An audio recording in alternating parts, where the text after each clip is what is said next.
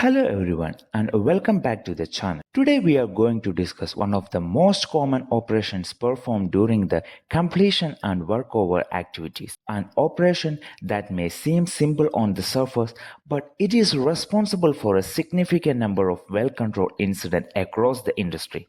The operation is called tripping pipe. Whether you are running tube into well or pulling tube out of the well, the pressure inside the well that consistently changes. And if the pressure changes are not properly understood and managed, the result can be a kick, loss of well control, or even about a blowout. In fact, the well-control strategies have shown that a large percentage of kick often occurs while tripping pipe. That's why every drilling, completion, workover, and well intervention professional must understand the concept of surge pressure, swab pressure, pipe movement effect, bottom hole pressure change. So, we have our technical expert with us. He will break it down in a simple and practical way. Over to Hesse. Hello everyone, and welcome back to the channel. Today we're going to discuss one of the most common operations performed during completion and workover activities. An operation that may seem simple on the surface, but is responsible for a significant number of well-controlled incidents across the industry. Let's break it down in a simple and practical way. Before we talk about wells, let's think about something everyone has seen: a medical syringe. When you push the plunger downward, pressure inside the syringe increases. When you pull the plunger upward, pressure inside the syringe decreases. Simple, right?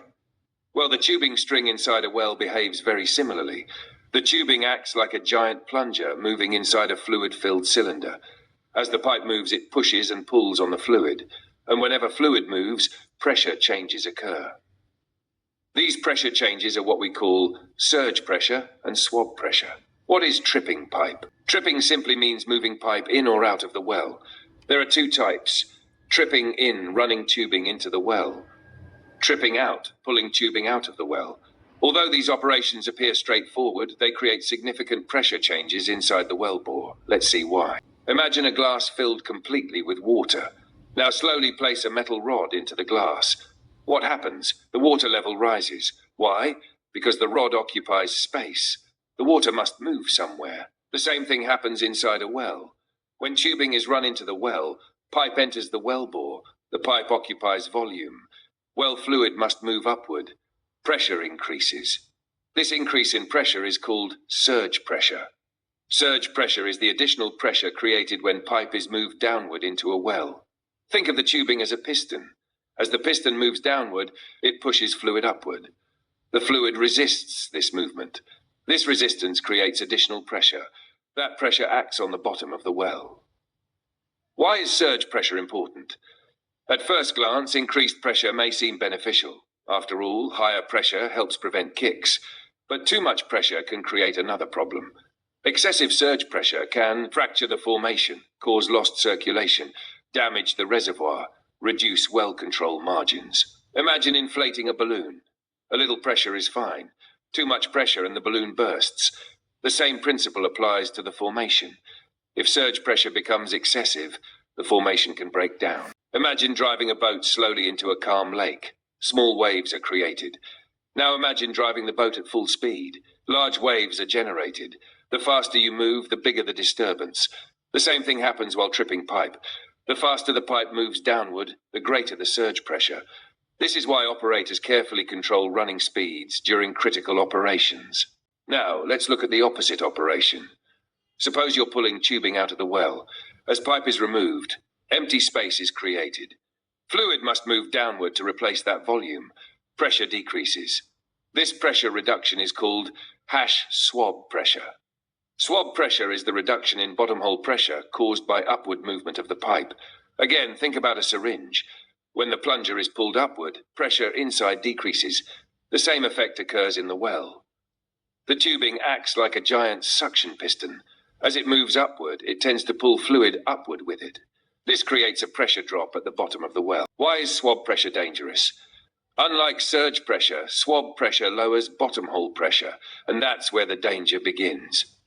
Remember one of the most important principles in well control. The pressure inside the well must be sufficient to prevent formation fluids from entering the well bore.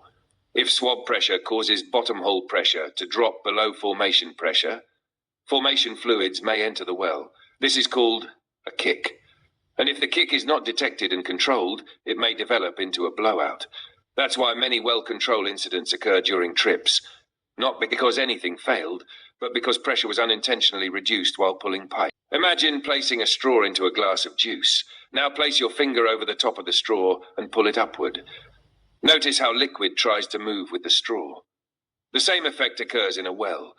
The tubing can pull fluid upward as it moves. This creates suction, and that suction results in swab pressure. What affects surge and swab pressure? Several factors determine how much surge or swab pressure is created. Let's look at each one. Number 1, pipe speed. This is the biggest factor. The faster pipe moves, the larger the pressure effect. Fast trip in, higher surge pressure. Fast trip out, higher swab pressure. This is why operators often slow down when approaching critical depths. Number 2, fluid density. Heavier fluids require more force to move. As fluid density increases, surge pressure increases. Swab pressure also increases. Think about moving honey compared to water. The heavier fluid creates greater resistance. Number 3, fluid viscosity. Viscosity refers to fluid thickness. Thick fluids resist movement. Examples include heavy drilling mud, high viscosity completion fluids.